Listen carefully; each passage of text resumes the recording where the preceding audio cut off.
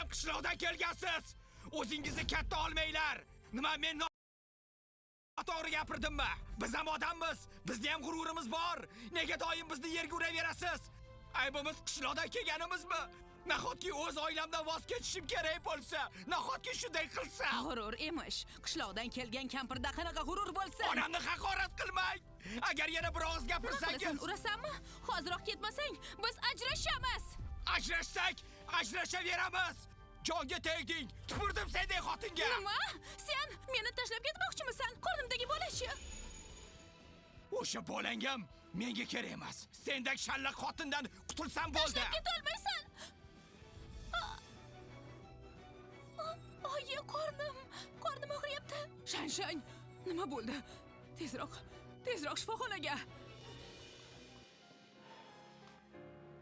Oyi, biroz achishadi. U bilan topishib olganingizga Chudong janoblari bundan xavotirda jahllari ham chiqyapti. Tuyang, oying qishloqqa qaytmoqchi.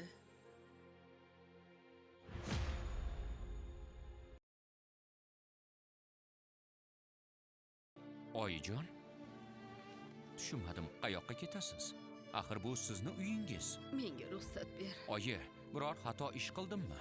Yo'q bolam, men shaharga o'rganmadim. Sendan ko'nglim to'q. Oyi, agar bu yerda zerikkan bo'lsangiz, qishloqdan hovli olib beraman. Gul ekasiz, tovuq boqasiz. Lekin yonimda bo'ling. Biz endigina topishdik-ku. Tuyang, meni qiynama o'g'lim. Bunday hayotga o'rganmaganman. Ketishni istayman. Oyi, iltimos, hech bo'lmasa bir necha kun qoling. Menga yana tuxum qaynatib bering. Yangi oyoq kiyim tikib bering. Iltimos, oyi. Oyi. Mayli.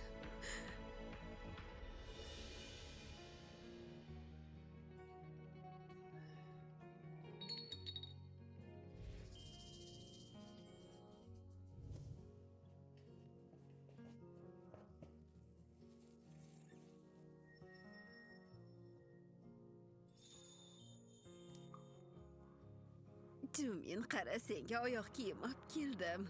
Qara, bunisi esa kelinga.